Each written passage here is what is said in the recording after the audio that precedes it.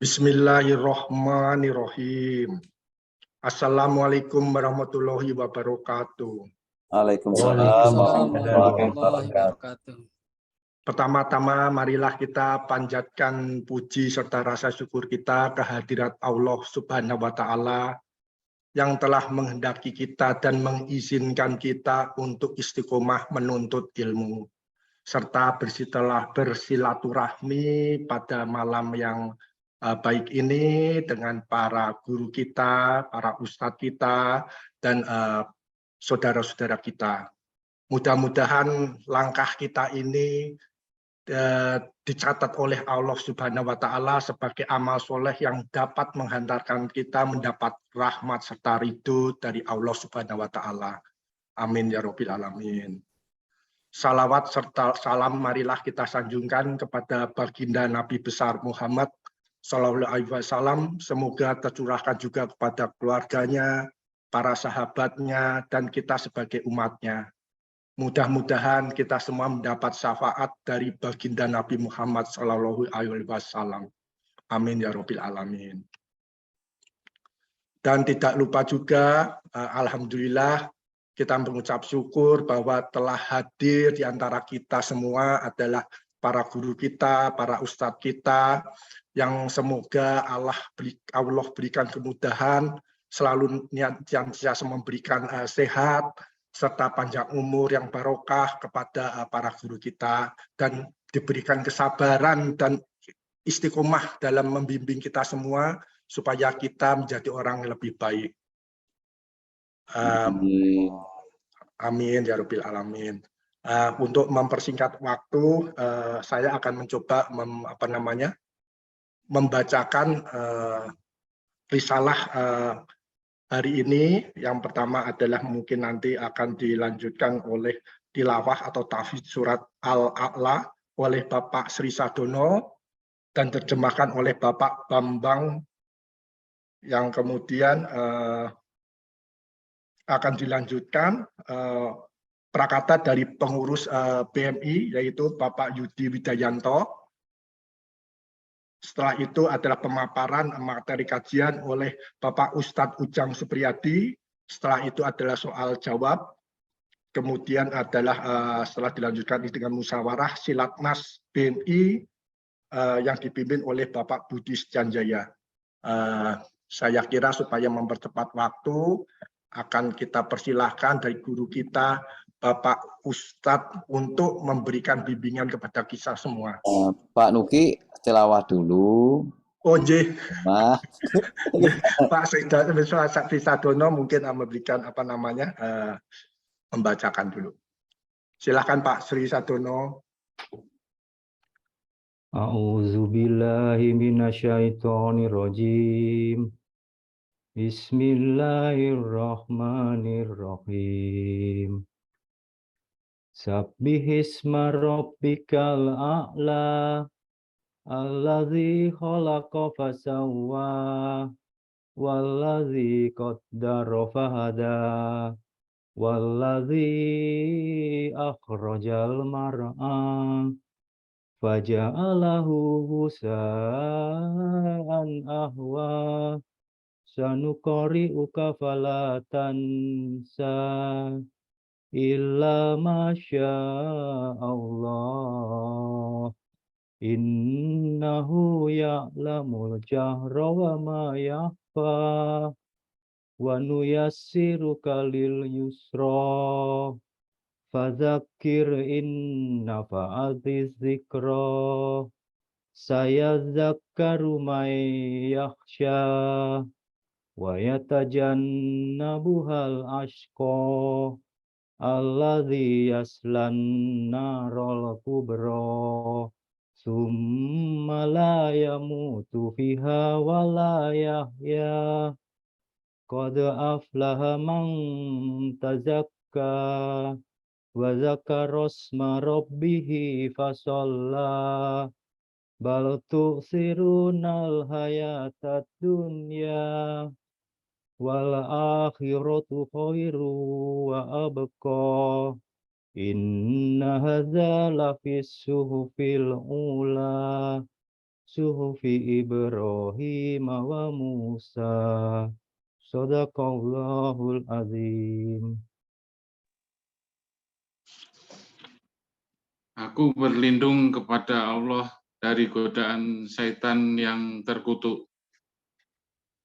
Dengan nama Allah yang Maha Pengasih, Maha Penyayang.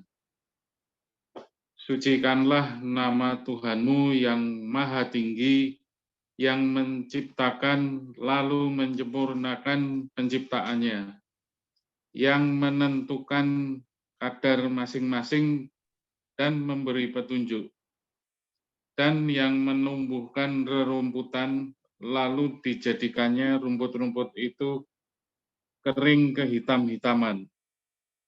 Kami akan membacakan Al-Quran kepadamu Muhammad, sehingga engkau tidak akan lupa, kecuali jika Allah menghendaki. Sungguh Dia mengetahui yang terang dan tersembunyi, dan kami akan memudahkan bagimu ke jalan kemudahan mencapai kebahagiaan dunia dan akhirat. Oleh sebab itu, berikanlah peringatan, karena peringatan itu bermanfaat. Orang-orang yang takut kepada Allah akan mendapat pelajaran, dan orang yang celaka atau kafir akan menjauhinya, yaitu orang yang akan memasuki api neraka. Selanjutnya di sana tidak mati dan tidak pula hidup. Sungguh beruntung orang yang menyucikan diri dengan beriman dan mengingat nama Tuhannya, lalu dia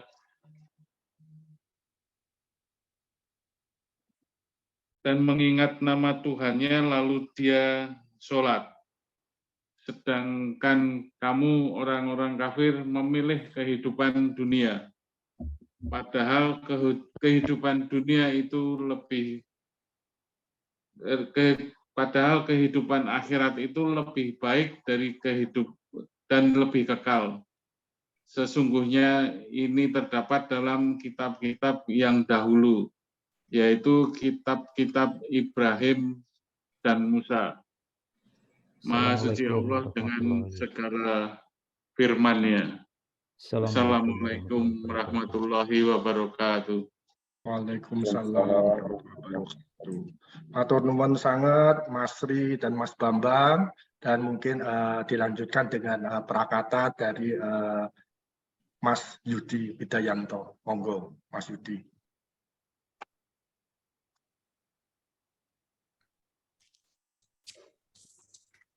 Bismillah. Assalamualaikum warahmatullahi wabarakatuh. Waalaikumsalam warahmatullahi wabarakatuh. Terima kasih kepada Mas Nuki, pembawa acara malam ini yang memberikan kesempatan buat saya mewakili pengurus BMI untuk menyampaikan kata-kata atau beberapa hal. Alhamdulillahirrahmanirrahim, hamdan katsiran thayyiban mubarakan fih, kama yubur rabbuna wa yarda. Alhamdulillah ala dibin matam salihat. Asyhadu alla ilaha illallah wahdahu la syarikalah wa asyhadu anna Muhammad abduhu wa rasuluh. Allahumma sholli ala Muhammad wa ala Muhammad kama sholaita ala Ibrahim wa ala innaka Hamidum Majid wa barik ala Muhammad kama barakta ala Ibrahim wa ala innaka Hamidum Majid. Amma ba'du. Syukur kepada Allah yang telah memberikan segala nikmat kepada kita, nikmat iman, nikmat Islam, nikmat kesehatan, waktu luang, hingga malam ini kita masih bisa berkumpul dalam suatu majelis ilmu, dalam kajian fikih yang insya Allah nanti akan disampaikan oleh Ustadz Ujang Subrati, Hafizahullah. Kemudian sholawat dan salam kita ajukan kepada junjungan Nabi kita, Nabi Muhammad SAW, beserta para sahabat, keluarga, dan para pengikutnya di akhir zaman. Sekali lagi perkenalkan, saya mewakili pengurus BMI akan menyampaikan beberapa hal atau informasi yang terkait dengan aktivitas pengajian Zoom online kita. Pertama, sekali lagi kita bersyukur pada Allah yang telah memberikan kesempatan kita istiqomah untuk mengaji. Seperti tadi disampaikan Mas Nuki ya, alhamdulillah ketika banyak saat ini orang mungkin tersibukkan oleh hal-hal yang lain sehingga lalai akan kewajiban menurut ilmu. Sementara kita alhamdulillah masih diberi Allah kesempatan. Semoga Allah istiqomah kita hari ini dan hari yang akan datang. Amin. Kemudian kita ingin sedikit menyikapi kondisi saat ini yang satu sisi alhamdulillah pandemi insya Allah sih sudah mulai berakhir, cuman satu sisi lagi nampaknya terkait dengan kegiatan kita ada beberapa peserta mungkin tidak semua sepertinya mengalami sedikit kendala mungkin ya karena udah mulai aktif sehingga ketika jadwal kajian terkadang beberapa masih di jalan sehingga kadang telat, kadang bahkan tidak ikut ngaji dan lain sebagainya. Nah, maksud kami pengurus menghimbau jika ada suatu hal yang mungkin bisa didiskusikan itu tolong bisa disampaikan kepada Ustadz pengajarnya terutama ya karena yang beliau yang bersangkutan langsung mengajar untuk mencari solusinya misalkan mengundurkan waktu mengajar atau mungkin pindah hari atau pindah jam. Seperti dulu pernah kita tempuh ya untuk setelah subuh sampai jam 7 katakanlah. Seperti yang ditempuh ibu-ibu sekarang ini. Ibu-ibu itu Masya Allah yang mereka kegiatan masih kerja dari pagi sampai sore, mereka memilih jam pagi. Ba'da sholat subuh sampai jam 6:30 kali ya. Jam 7 setelah itu beliau baru bekerja. Nah mungkin ini salah satu solusi. Atau Pak misalnya terkendala saat ini dengan jadwal kaji malam mungkin bisa didiskusikan sehingga jangan sampai sebenarnya dua hal yang baik ya ini ya satu mencari nafkah itu kewajiban betul sebagai kepala keluarga kita wajib menafkahkan istri tapi jangan lupa menurut ilmu itu juga wajib buat orang muslim. Talabul ilmi faratun ala kulli muslim jadi wajib. Jadi sayang kalau dua kewajiban ini kalau memang bisa kita gabungkan dua-duanya kenapa enggak itu. Ya seperti itu. Itu himbauan dari pengurus. Kemudian yang kedua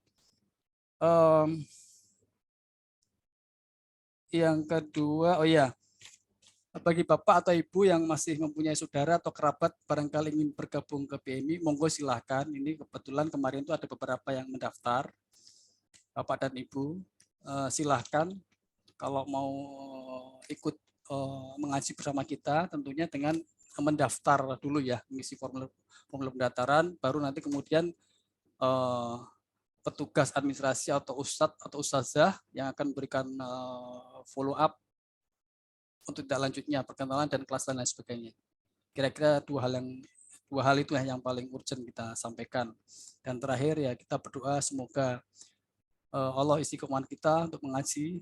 Karena dalam kondisi seperti ini itu salah satu sisi ya, teknologi itu mempermudahkan kita. Tapi justru disinilah kalau kita itu diminta hujah sama Allah. Berat terus terang kita ya. Ketika orang dulu susah mengaji, jauh tempatnya, susahnya susah dan lain sebagainya. Sekarang itu semua dibuka. Apa aja dibuka. Bahkan hal yang maksiat pun dibuka semua sama Allah. Sama Allah ya, artinya teknologi lah. Ini jangan sampai nanti ketika kita dihisab, diminta pertanggungjawaban. Kemana kok nggak ngaji katakan gitulah. Kenapa kok nggak ilmu yang itu wajib?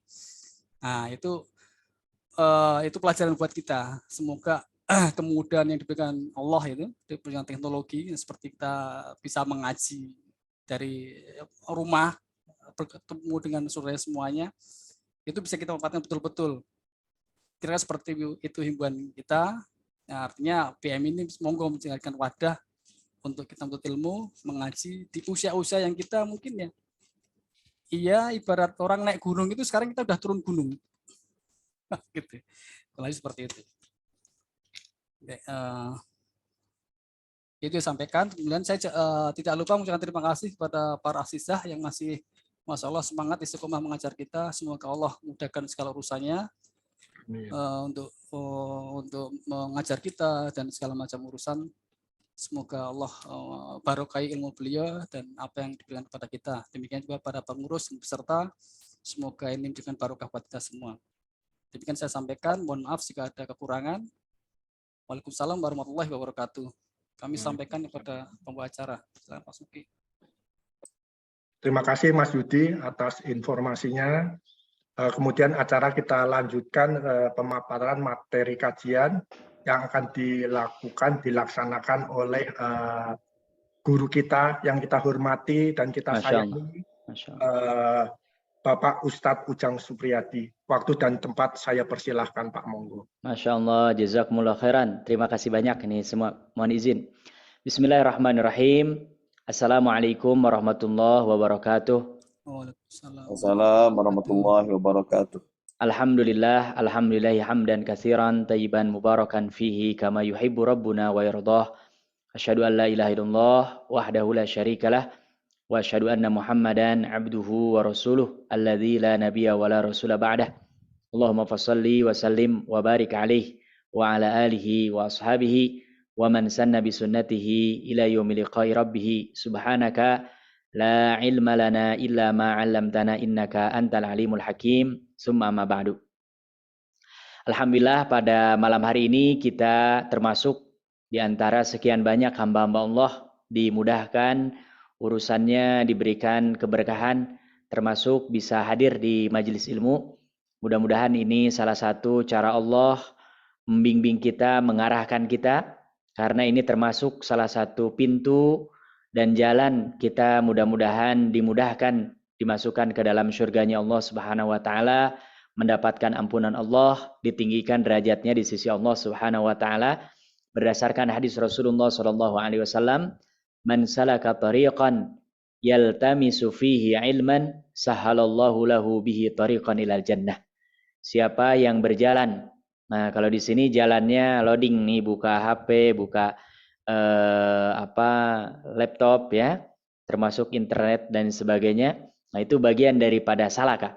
Kalau para ulama dulu jalan keluar dari rumahnya, dari kampungnya, dari kotanya. Nah, ini memang Allah berikan banyak kemudahan. Mudah-mudahan ini kata Rasulullah nanti Allah akan permudah jalan menuju surganya Allah Subhanahu wa taala. Insyaallah yang hadir di sini adalah para mujahid Al-Qur'an, para muhibbi Al-Qur'an, pecinta Al-Qur'an, dan mudah-mudahan nanti kita semua dibangkitkan oleh Allah Subhanahu wa taala dan Quran menjadi hujah untuk kita bukan atas kita. Karena kita insya Allah memperbanyak membaca, belajar, mentadaburi, dan berusaha untuk mengamalkan dan mendakwahkan Al-Quran.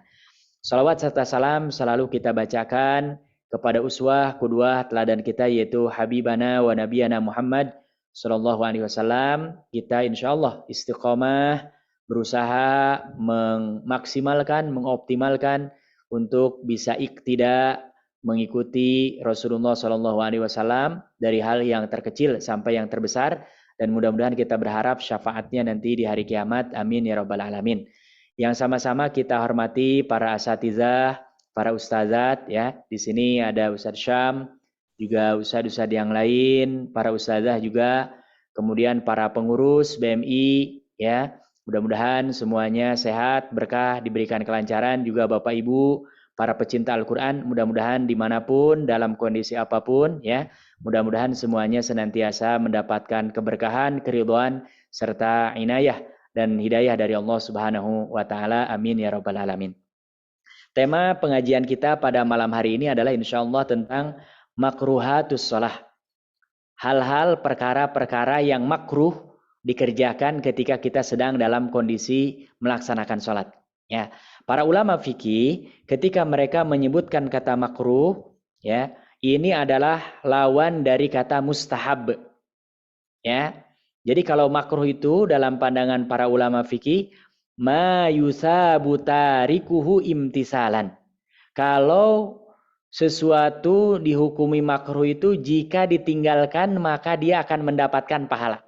Gitu. Nah, berarti nanti setelah kita mendengarkan ini sebisa mungkin hal-hal ini kita hindarkan dalam salat kita. Ya. Wa la yu'aqabu fa'iluhu walau kana maluman. Akan tetapi orang yang mengerjakannya dia tidak mendapatkan sanksi iqab. Artinya tidak sampai berdosa ataupun menggugurkan dan membatalkan salatnya walau kana maluman, walaupun pekerjaan ini tetap dianggap tercela atau kurang baik atau bisa mengurangi nilai kualitas sholat kita. Ya, nah, jadi nanti akan kita sebutkan beberapa poin di bawah ini. Kalau kita masih melakukan dalam sholat kita, sebisa mungkin kita perlahan. Kalau bisa sampai tidak melakukan sama sekali. Kenapa? Karena kalau kita meninggalkan, tadi kata para ulama fikih, maka yusabu, akan mendapatkan pahala. Gitu ya, akan mendapatkan pahala. Apa saja yang makruh dilakukan dalam sholat? Yang pertama, al-iltifat birro'si awil basar. Ya, menengok ke kanan, ke kiri, ke atas, ke bawah, baik itu dengan ro'si kepala ataupun basar, hanya mata, gerakan mata. Gitu. Karena hukum asalnya sholat itu kita tawajuhnya menghadap kiblat. Ya, dan mata kita menghadap ke tempat sujud. Itu. Ya. Nah, kalau istilah orang Sundanya culang-cileng, nggak tahu bahasa Jawanya atau bahasa lainnya apa, gitu ya. Nah, lirik kanan, lirik kiri, tengok kanan, tengok kiri, ini termasuk makruh. Ya, yang disunnahkan, yang dianjurkan kalau bisa ajak dari awal sampai akhir kita fokus melihat ke tempat sujud. Ya, nah, tapi kalau kiri kanan, lihat ke atas ke bawah, ini termasuk hal-hal yang makruh. Ya, jadi sebisa mungkin ketika sholat kita kondisinya sudah siap dan betul-betul ketika Allahu Akbar takbiratul ihram kita sudah betul-betul mengurangi hal-hal yang bisa mengurangi nilai kualitas sholat kita. Ya, termasuk ini menengok baik ke kiri, ke kanan atau kemanapun, baik itu hanya tengokan kepala ataupun hanya lirikan mata. Ya, nah, ini sebisa mungkin kita ini. Kenapa? Liqaulihi sallallahu alaihi wasallam, berdasarkan hadis yang diriwayatkan oleh Rasulullah sallallahu alaihi wasallam, dan ini kita diingatkan ya. Kalau ketika sholat sering tengok kiri, tengok kanan. Nah, ini kata Rasulullah apa? Huwa ikhtilasun. Itu adalah pencurian, modus pencurian. Nah, terus mungkin Bapak ada yang nyuri siapa? Kan kita sholat sendiri. Nah, di sini kata Rasulullah, yahtali suhus syaiton. Dan yang mencuri ini adalah siapa? Syaitan. Kenapa? Karena kalau orang tidak tawajuhnya ke tempat sujud, apalagi tengok kanan, tengok kiri, kemungkinan nilai kekhusyuan sholatnya kalaupun tidak sampai 0 akan berkurang. Tapi kalau yang fokus ke tempat sujud, itu dia akan meningkatkan kekhusyuannya. Ya, nah, makanya dalam beberapa latihan tertentu itu diminta fokus pandangannya, pendengarannya, gitu ya. Nah, makanya mungkin Bapak yang trainer dan lain sebagainya mengikuti pelatihan diarahkan untuk fokus. Nah, ini dalam sholat sebetulnya ada latihan ke situ. Ya, jadi kalau kita sering nengok kiri kanan, nah itu kata Rasul hati-hati. Itu adalah modus pencurian yang dilakukan oleh siapa? Syaitan, ya, min sholatil abdi, daripada sholat seorang hamba. Jadi kalau kita sholatnya umpamanya 100, kemudian dicolong 99, berarti nanti nyisa tinggal berapa? 1. Gitu. Jadi makanya harus dilawan tuh. Begitu kita mulai tidak fokus, kembalikan lagi, gitu ya. Ini yang pertama, menengok dengan kepala ataupun hanya tengokan mata saja ya. Kemudian yang kedua, raf'ul basari ila sama, yaitu mengangkat pandangan mata kita ke langit. Nah, walaupun umumnya kalau sekarang karena kita di masjid, di dalam ruangan nggak terjadi. Tapi kalau dulu para sahabat ridwanullahu ta'ala alaihim, itu mereka sholat di atasnya hanya pelepah kurma. Bahkan sebagian mungkin sama sekali tidak ada atapnya. Ya, makanya ada beberapa orang yang diingatkan oleh Rasulullah SAW, termasuk para sahabat, kalau sholat dia melirik ke atas, matanya ke atas gini. Nah, ini termasuk makruh. Ya, dan Rasulullah SAW karena perbuatan tercela, ketika mengingatkan tidak disebut namanya fulan atau apa. Dan Rasulullah SAW ketika sedang sholat walaupun jadi imam, karena beliau boleh jadi dikabari oleh malaikat Jibril.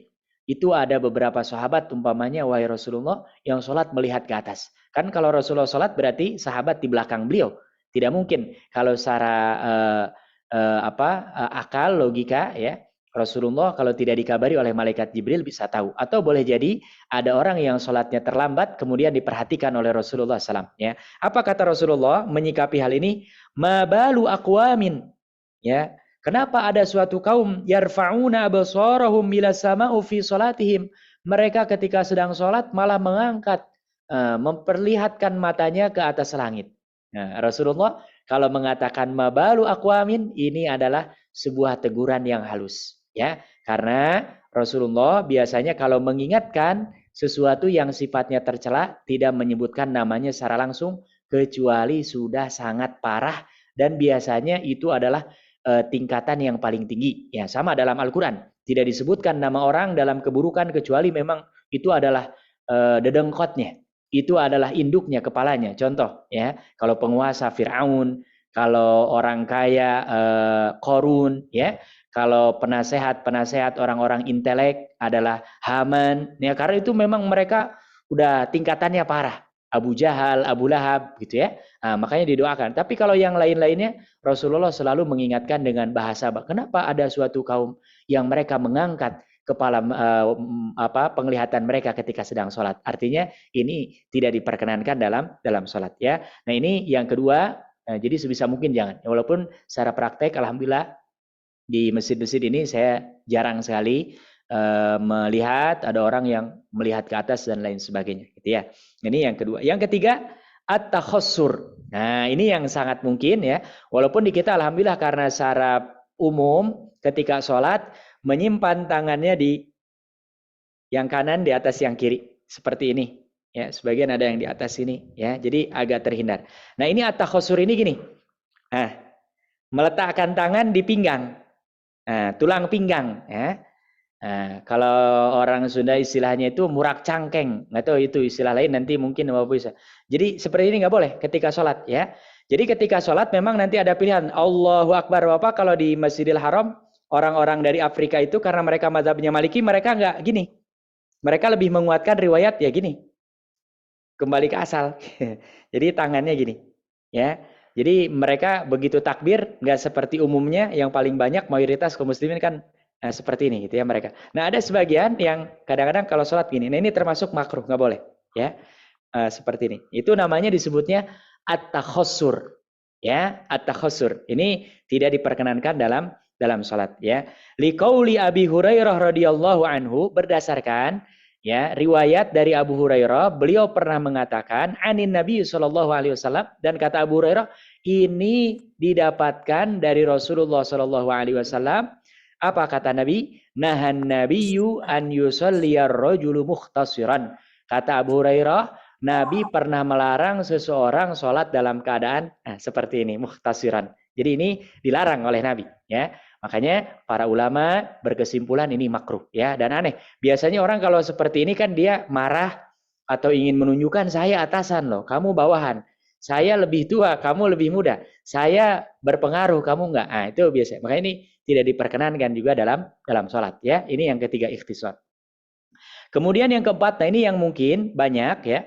Walaupun kalau di Indonesia rata-rata laki-laki secara umum ya rambutnya jarang yang panjang-panjang amat, ya. Kalau orang Arab, ya hanya kita memang karena nggak lihat, ya. Sebetulnya mereka rambutnya panjang-panjang. Bahkan kalau kita baca riwayat Imam Tirmidzi, Rasulullah itu rambutnya sampai ke pundak, gitu, ya. Jadi rambutnya panjang. Hanya memang orang Arab tradisinya mereka pakai peci dalamnya, peci yang seperti putih itu. Kemudian mereka pakai butroh yang sorban. Kalau kita sorban kan dipakai di leher, ya. Jadi mereka itu umumnya panjang. Nah, di sini termasuk makruh an yakuffal musalli mastursila min sya'rihi. Jadi ketika ada rambutnya yang berantakan dia rapi-rapikan terus. Ya, ini termasuk makruh. Ya, termasuk kalau yang pendek kan agak potensinya minim. Orang yang rambutnya panjang rubah lagi, benerin lagi, rubah lagi, benerin lagi. Nah, ini termasuk makruh. Ya, makanya hampir di semua negara Islam, negara yang di situ ada kaum muslimin, ada tradisi pakai peci. Saya termasuk yang berprasangka dan berpikiran bahwa diantaranya itu untuk menghindari supaya orang kalau rambutnya panjang, dia ketika sholat itu mengurangi banyak gerakan, gitu, ya. Walaupun pecinya beda-beda. Kalau orang Indonesia umumnya seperti ini, ya.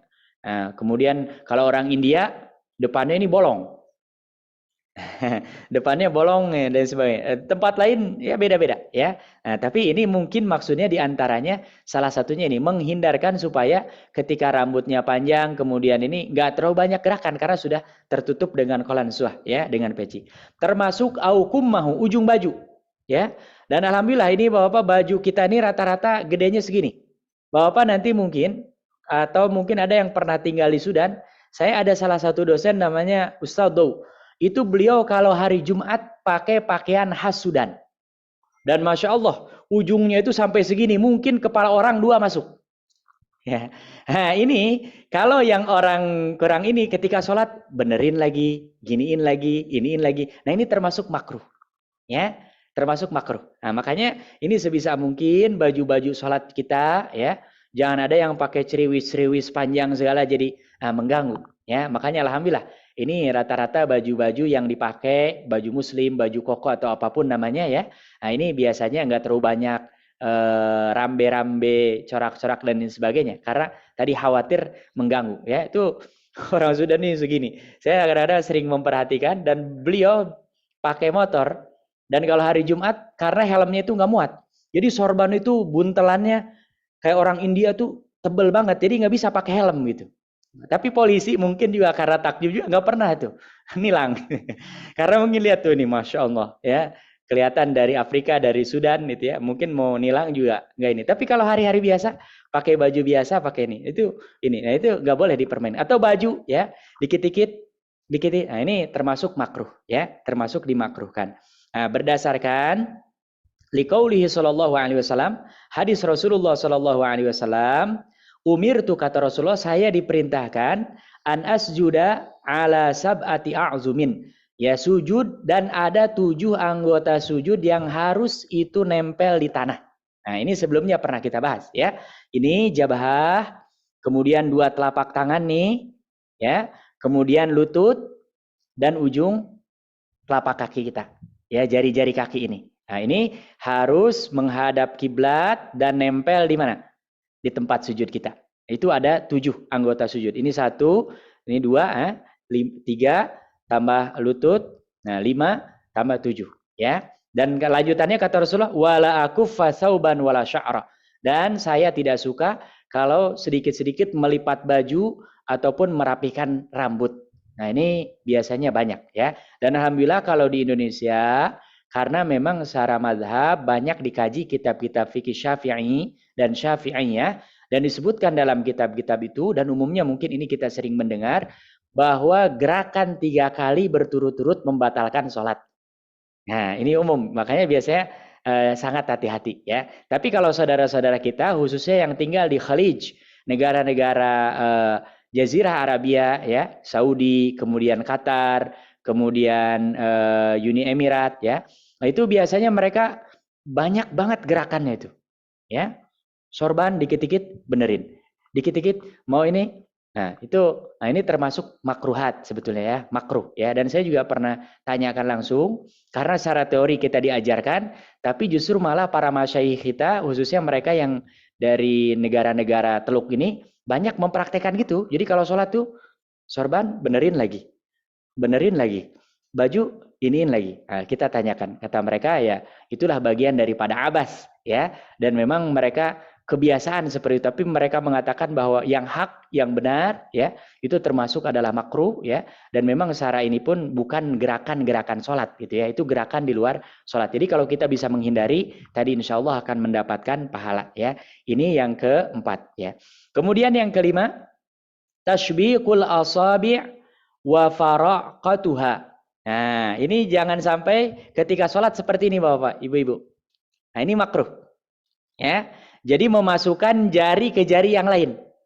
Ya, walaupun sebetulnya kalau ada orang sedang sholat tadi aneh sih, ya. Makanya sebetulnya pilihan ini nih udah paling aman dah. Nah, kemungkinan yang kayak gini nih gatal, gerak apa. Sampai gini, ini termasuk makruh. Ya. Nah, memasukkan seperti ini. Ini disebutnya apa? Tashbiqul asabi' ya. Dan Rasulullah Shallallahu alaihi wasallam ketika ra'a rajulan melihat ada seseorang yang melakukan ini fi sholatihi dalam salatnya fa farraja baina asabi'aihi. Rasulullah langsung mengambil tangannya dan dilepaskan gitu. Ya, nah ini menunjukkan ketika sedang sholat melakukan ini Rasulullah langsung lepaskan, pegang tangannya. Ini menunjukkan tidak diperkenankan. Ya, minimal tadi kata para ulama ini makruh, sesuatu yang sebisa mungkin kita tinggalkan dan insya Allah dengan itu akan mendapatkan pahala. Ya, walaupun secara praktek saya kira secara umum jaranglah di kita yang melakukan seperti ini. Ya, tapi mungkin di saat itu ada. Ya. Nah mungkin sekarang bisa jadi ada hal-hal yang lain ya. Kemudian yang keenam, mashul hasa aktsara min marrah. Mengusap kerikil-kerikil khususnya di tempat sujud. Dan ini juga alhamdulillah sudah kita terhindar. Karena rata-rata kita sholat di sebuah ruangan, di situ ada sejadahnya. Kalaupun tidak pakai sejadah, di situ sudah ada apa? Lantai yang insya Allah bahkan disapu dipel. Dulu kalau para sahabat Rasulullah Sallallahu Alaihi Wasallam, wallahu taala alam, apakah sudah ada sejadah atau belum? Ya, yang jelas kalau baca riwayatnya mereka memang kalau sujud itu betul-betul di atas apa? Tanah, pasir. Ya, seperti di negara-negara Arab itu. Jadi mereka kalau habis sujud itu kadang-kadang nempel, nah kadang-kadang mereka usap gini, ya. Bahkan ada riwayat yang menunjukkan sampai dikepruk-kepruk, debunya itu kena yang lain dan diingatkan oleh Rasulullah SAW. Ya, nah ini jadi sebisa mungkin jangan sampai dikit-dikit usap ya. Dan alhamdulillah ini dengan adanya sejadah ini sudah membantu ya. Kecuali yang memang di beberapa tempat yang ada sejadahnya itu sampai botak. Nah ini kadang-kadang nggak ada kerikil tapi nempel di sini nih jahitan-jahitan sejadah tuh. Ya, ini biasanya di beberapa masjid, wallahu ta'alam itu sejadah sudah berapa juta orang yang sujud di situ. Ya, jadi saksi nanti di hari kiamat. Tapi secara etika dan estetika memang alangkah baiknya kalau ada yang bersedekah ya dan menggantinya lebih baik. Dan tadi kita terhindar karena kadang-kadang kita suka ini ngusap-ngusap gini ya. Nah ini termasuk yang makruh ya. Dibolehkan, diperkenankan hanya satu kali saja. Kalaupun ada hajat, sebisa mungkin jangan tiap sujud lap ya. Nah, walaupun ini di kita secara praktek, secara amalia sehari-hari memang jarang ya. Seperti ini kita temui. Liqaulihi sallallahu alaihi wasallam, ini juga berdasarkan hadis Rasulullah SAW, kata beliau, idza qama ahadukum, jika ada salah seorang di antara kalian menunaikan berdiri ila shalah untuk salat, fala yamsahil hasa, maka jangan mengusap-ngusap apa? Kerikil. Ya. Batu-batu kecil, tanah-tanah yang halus, nah itu hasa. Fa inna rahmata tuwajihuhu, karena yang namanya kerikil dalam sholat itu insya Allah itu jadi rahmat. Ya, jadi nggak usah dijadikan problem. Kalaupun mau diusap cukup sekali. Dan kalau perlu nanti diusapnya di akhir aja. Ya, dan akan lebih selamat lagi, lebih maksimal lagi kalau diusapnya setelah apa? Selesai sholat. Gitu ya, itu aman ya, terhindar. Nah, ini yang keenam. Yang ketujuh, al-abasu, berbuat yang sia-sia. Ya, nah, ini saya termasuk mengingatkan Bapak Ibu, para pecinta Al-Quran, mujahid Al-Quran, kalau sholat bawa HP sebisa mungkin jangan gini. Apalagi HP-nya nyala. Paling tidak dibalik. Gitu. Ya. Nah, ini termasuk banyak yang abas. Dan yang kedua, kalau HP kita nyala karena lupa men-silent, begitu nyala, matikan aja. Itu termasuk perbuatan memang di luar sholat, gerakan di luar sholat, tapi ada hajat. Kenapa? Karena kalau kita biarkan nyala terus, itu madorotnya jauh lebih banyak. Ya, jadi kalau kita mampu, matikan. Gitu. Dan sebisa mungkin, memang ke depannya, kalau bisa pastikan sebelum takbir, kalau kita sholat membawa HP, supaya tidak mengganggu kita, mengganggu orang lain, ini dipastikan minimal kalau tidak dimatikan dalam kondisi apa? Silent. Gitu ya. Nah ini termasuk abas ya, perbuatan yang sia-sia. Karena sebagian orang malah ada yang sengaja dibuka gini. Menurut saya ini gimana nanti kalau panggilan masuk, waduh namanya. Kalau yang manggilnya bosnya, pimpinan proyeknya nanti bisa-bisa membatalkan sholatnya. Nah ini nggak boleh ya. Karena sebagian orang ada kalau sudah bos yang manggil, oh nggak bisa harus. Nah ini jangan. Makanya kalau saya justru malah kalau di rumah selalu menyampaikan kepada para jamaah, kalau sholat di rumah sebisa mungkin nggak usah bawa HP. Ya paling lama setengah jam. Masa sih setengah jam ada yang terlewat banyak gitu dengan HP kita gitu. Dan yang kedua supaya mengosongkan dari hati kita ini bahwa kita tidak ada ketergantungan kepada HP. Gitu ya. Karena banyak, apalagi kita sekarang ya, era di mana HP ini sudah menjadi alat kebutuhan yang luar biasa. Jangan sampai untuk sholat saja kita nggak berani untuk meninggalkan, gitu ya. Karena ini termasuk al-abas, ya. Wa kullu ma yashghalu 'anis shalah, yang termasuk abas, perbuatan sia-sia, semua yang membuat kita jadi masyghul, sibuk, dan itu bukan urusan sholat. Ya, makanya sebisa mungkin sebelum sholat sudah kita tuntaskan, kita siapkan baik-baik, ya, bahkan disempurnakan dengan wudhu. Bahkan sebagian ulama mensunnahkan tajdidul wudhu. Kita sudah suci, tapi mendekati sholat kita wudhu lagi. Ya, dan wudhunya itu bukan wajib, tapi dia sunnah. Karena apa? Karena hukum asalnya dia sudah boleh sholat. Nah, tapi supaya lebih segar, lebih mantap, nah ini wudhu lagi. Ya, ini kita sebisa mungkin. Kenapa? Karena hal-hal yang seperti ini yudhibul khusyuk. Ya, semakin banyak sibuk kita dengan yang lain di luar gerakan sholat, ucapan sholat, doa sholat, itu akan menghilangkan kekhusyuan kita dalam sholat. Ya, jadi ini harus kita hilangkan. Contohnya apa? Al-abasu bil lihyah. Nah, termasuk ya ujiannya orang yang jenggotnya panjang, dan ini termasuk yang tadi saya sampaikan. Saya sampaikan, beberapa dari kita sampaikan kepada para masyayikh, karena para masyayikh dari Arab itu rata-rata mereka jenggotnya panjang, itu sering kami lihat kalau sholat gini-gini. Ya. Kalau ngisi pengajian juga kan rata-rata mereka gini, itu biasa, ya. Nah, mereka tadi jawabannya itu secara prinsip memang antum jangan lihat, itu tetap nggak benar gitu. Tapi memang tadi mereka sudah budaya gitu, dan yang namanya budaya tadi kadang-kadang untuk menghilangkannya sulit gitu ya. Kalau perhatikan syekh itu selalu gini, termasuk ke bawah sampai sholat ya. Nah, ini lihya. Selain lihya tadi apa? Siap, termasuk baju ya. Tadi ini kadang-kadang saya perhatikan rata-rata benerin lagi. Nah, ini sebetulnya termasuk abas ya. Termasuk saya sendiri kadang-kadang ke bawah di lipia itu nggak tahu. Kalau habis berdiri itu kita suka narik baju belakang gitu. Ya. Dan itu karena kita di situ jadi ke bawah.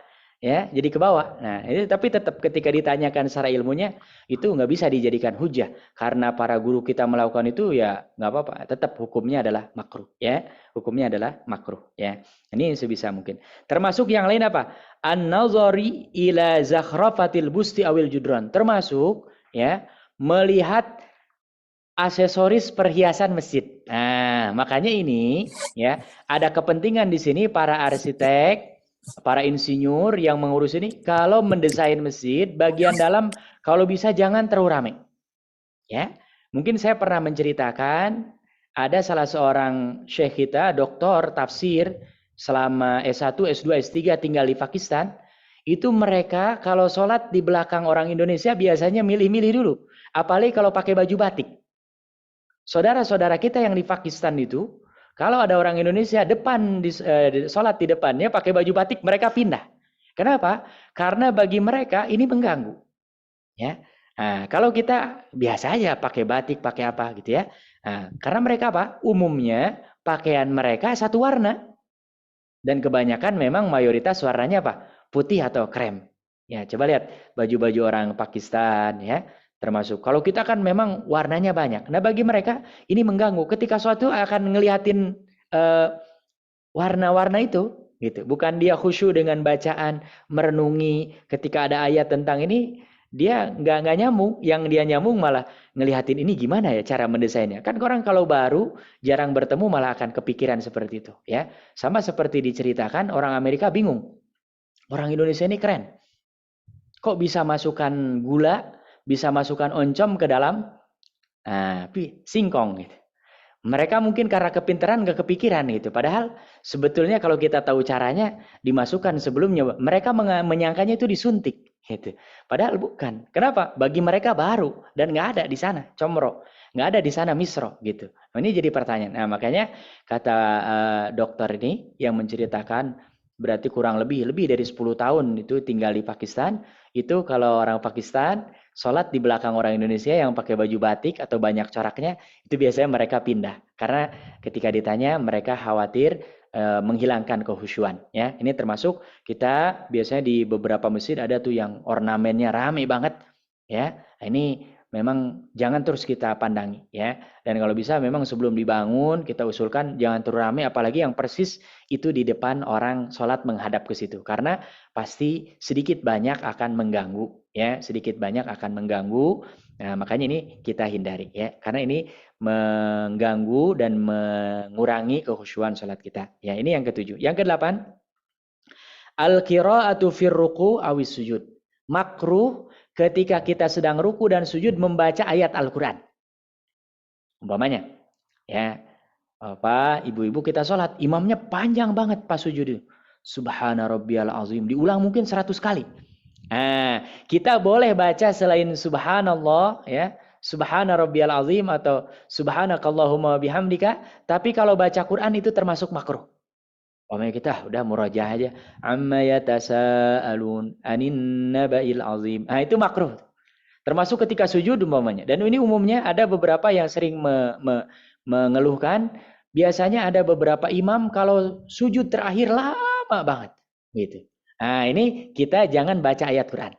Ya, memang kalau ketika sedang ruku kita agungkan Allah. Ya, makanya perbanyak baca subhana rabbiyal azim, subhana rabbiyal azim. Ulang-ulang aja itu. Termasuk kalau imamnya memang dia bacanya 1000 kali, karena kita makmum kan nggak mungkin mendahului.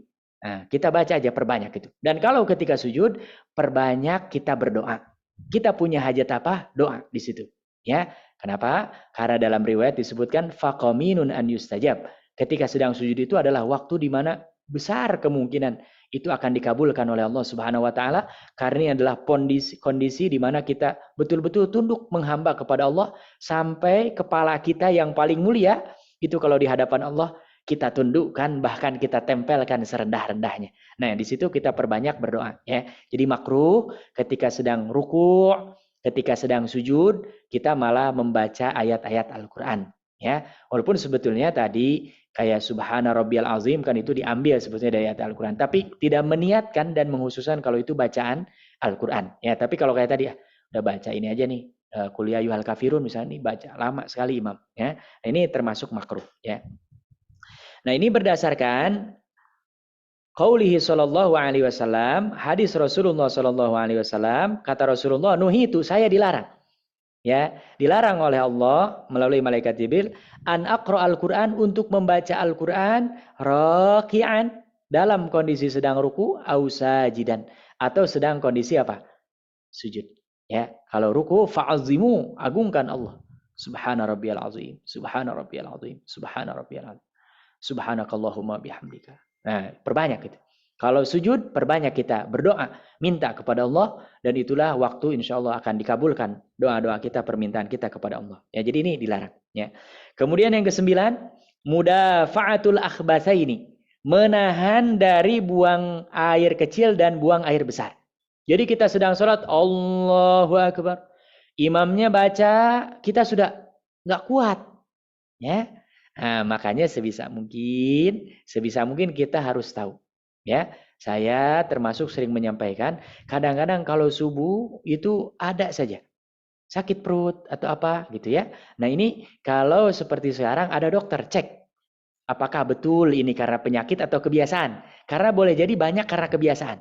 Gitu ya. Ternyata bukan penyakit, kebiasaan. Kalau kebiasaan harus dilawan. Lawannya bagaimana? Berarti sebelum sholat kita ke belakang dulu, ke toilet dulu, ke WC dulu. Pipis dulu, buang hajat dulu. Ya, atau apa yang mengganggu, supaya apa? Begitu nanti Allahu Akbar sudah mantap, gitu ya. Karena apa? Kalau memang bukan karena dibuat-buat atau kebiasaan, justru kalau kita ingin buang air kecil, buang air besar tidak mungkin ditahan, atau mungkin ditahan tapi mengganggu, alangkah baiknya sudah batalkan sholat kita, kemudian nanti suci lagi, kita sholat lagi dari awal. Kalau berjamaah berarti tinggal ikutin. Ya, sudah rakaat keberapa nanti tinggal kita sempurnakan daripada sisanya, gitu ya. Jadi jangan sampai kita sedang sholat, ya sudah nggak mungkin ditahan, mau pipis ataupun buang hajat besar, ya kita malah tahan-tahan. Ini malah makruh, ya. Dan kalau kita perhatikan memang kalau ada orang mau pipis malah tahan-tahan, pasti dia nggak mungkin khusyuk. Apapun dia baca, apapun pasti yang diingat itu dia nahan, gitu ya. Nah, makanya ini termasuk makruh, ya. Dan ini luar biasa, ya. Kemudian yang ke-10, nah ini banyak kadang-kadang sering dijadikan tameng ya, tapi ini nggak boleh diagendakan. as-salatu bihadratit ta'am. Salat ketika makanan sudah dihidangkan. Ya, makanya sering ada pertanyaan, salat dulu apa makan dulu? Nah, kalau memang lapar dan nggak dibuat-buat, memang harus makan dulu. Kenapa? Karena memang kalau dia sholat pasti akan ingat apa? Makan. Gitu. Makanya ada yang mengatakan lebih baik makan ingat sholat daripada sholat ingat makan. Tapi tadi ini nggak boleh dijadikan hujah, dalil. Wah kalau gitu setiap giliran sholat, makan dulu. Nah, itu harus hati-hati. Ya, itu jangan-jangan kayak tadi. Ya, kita sedang dibisiki, diganggu oleh siapa? Setan. Kita sedang dicolong supaya kita nggak banyak pahalanya, gitu ya. Nah ini, tapi pada prinsipnya kalau memang orang apalagi dalam kondisi betul-betul lapar, apalagi di luar, ya, dugaan dia di luar, kebiasaan dia lapar sangat, memang pilihannya adalah mendahulukan makan berdasarkan hadis Rasulullah SAW, la salata bihadrati ta'am. Tidak ada salat. Artinya sholatnya boleh ditunda dulu. Kecuali kalau nanti pilihannya umpamanya waktunya habis. Nah ini memang harus sholat dulu ya. Tapi kalau waktunya luang, berarti kalau zuhur sampai sebelum asar, kalau asar sampai sebelum maghrib dan seterusnya, maka ini boleh dia mendahulukan makan. Kata Rasulullah, tidak ada sholat ya bihadrati ta'am ketika makanan sudah dihidangkan dan kita dalam kondisi lapar ya. Kemudian yang terakhir ya, ini mudah-mudahan tidak terjadi ya. Ini sebagian ada yang memang khususnya posisi duduk memang ini harus betul-betul diperhatikan. Yaitu apa? Al-julusu 'alal aqabaini. Duduk, ini mohon maaf saya nggak bisa mempraktekkan dan nggak kelihatan. Ini anggap aja kaki ya. Nah, kalau duduk yang tahiyat akhir kan kita nyilang gini. Nah, kalau ini yang al-aqabain ini, kaki kita gini, kemudian mohon maaf ini, pantat kita nempel ke sejadah atau ke tanah. Gitu. Nah, jadi ini kaki kita gini ke belakang, menjulur, kemudian pantat kita ini langsung nempel ke mana? Ke tanah. Nah, ini termasuk makruh. Dan termasuk plus di dalamnya tidak boleh gini. Ya. Jadi si tangan ini nempel ke tanah semua. Makanya harus ngangkat ini. Dan bahkan disebutkan bahwa Rasulullah SAW kalau kondisi sujud ini masuk ke sininya ini anak kambing gitu. Itu menunjukkan bahwa Rasulullah itu nggak nempel. Makanya termasuk makruh. Ini kita jangan kayak gini nih nempel. Ya, nanti insya Allah saya kirim gambarnya ke Ustadz Syam ya supaya nanti gambarannya jelas ya. Tapi gambaran umum itu. Jadi kita termasuk makruh duduk kakinya menjulur gini. Kemudian, mohon maaf ini diulang-ulang tadi, pantat kita nempel ke tanah. Gitu ya. Karena kalau duduk iftirash atau tawarruk, pasti kita nempel di kaki kita kan, pantatnya. Tapi kalau ini nempel langsung di tanah, di sejadah, di tempat duduk gitu. Dan kaki kita di luar dua-duanya. Nah ini termasuk dilarang. Dan termasuk tadi ini, tangan kita tidak boleh seperti binatang buas. Ya, makanya ini yang duduk kayak tadi itu seperti kalb, ya anjing. Ya. Dan yang seperti ini nih seperti apa? Binatang buas. Nah itu termasuk makruh dilakukan dalam sholat. Insya Allah nanti selesai ini saya coba kirim biar nanti dimasukkan ke grup semua supaya mengetahui. Dan kalau dilihat prakteknya secara umum saya lihat sih nggak ada ya yang melakukan seperti ini ya.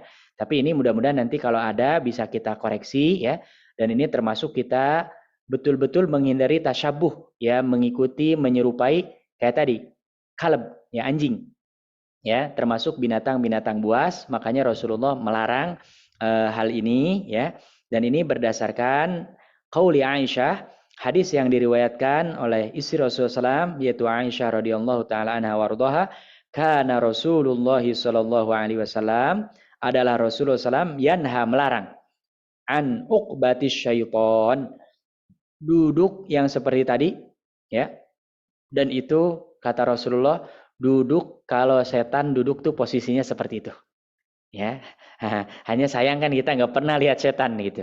Nah, kalau Rasulullah diperlihatkan atau berdasarkan informasi dari malaikat Jibril, ya. Makanya ini dihina. Wayanha dan Rasulullah Shallallahu Alaihi Wasallam melarang an yaftarisha, ya duduk iftirash ar-rajulu diraihi iftirash shiba, tadi tangannya seperti ini.